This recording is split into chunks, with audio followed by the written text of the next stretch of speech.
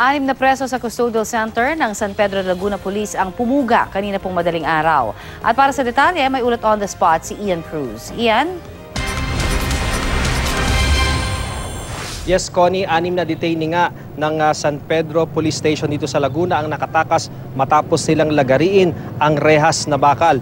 At ayon nga kay Superintendent Harold Depositar, ang hepe ng San Pedro Police, ganap na alas 3:30 ng madaling araw na makatakas ang mga detainee na sina Benjo Gayod E. Lopena, Mark Joseph Varias E. Alviar, Jordan Mahusay E. Ibanez, Ed Nino Eduardo Lozada E. Hernandez, Ray Erenia E. Rodrigo at Arvin Lizarda E. Basilan. May kasong ukol sa illegal na droga ang mga tumakas maliban lamang kay Ray Erenia na illegal possession of firearms and a bladed weapon ang kinakaharap na reklamo. Sabi ng hepe ng San Pedro, maaring nakapagpuslit ng maliit na panlagari ang mga nakatakas. Inunti-unti raw marahil ang paglagari hanggang sa makakuha sila ng tiyempo kanina madaling araw. Nang tuluyang malagari ang isang steel bar na detention cell, tumakas nga ang 6 na detainee at dumaan sa mismong pintuan ng police station.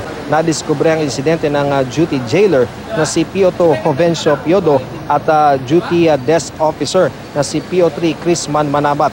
Nag-dispatch na ng tracker team ang San Pedro Police para masakote ang mga tumakas. Restricted na ang mga police officer na naka-duty, pinagpapaliwanag sila. Sabi ng kanilang hepe, maaaring nakatulog daw ang mga naka-duty kaya sila natakasan. Handa rin daw si Superintendent Depositar sakaling siya ay marilib sa pwesto dahil sa command responsibility. Narito ang pahayag ng kanilang hepe.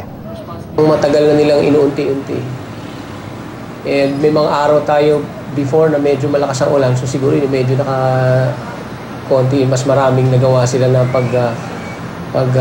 paglagari. No? And eventually, last night, siguro, inunti-unti din nila until looking for the best opportunity, which is when people are, duty are snoozing. So natutulog yung mga, admittedly, yung jailer natin. No? Connie, hanggang sa mga sandaling ito ay patuloy nga ang ginagawa ng tracker team na paghahanap doon sa 6 na tumakas at base nga sa inisyal na impormasyon na nakuha ng hepe nitong San Pedro Police ay maaring sa Metro Manila raw ang planong destinasyon kung saan magtatago ang mga tumakas sa detainee, Connie. Maraming salamat, Ian Cruz.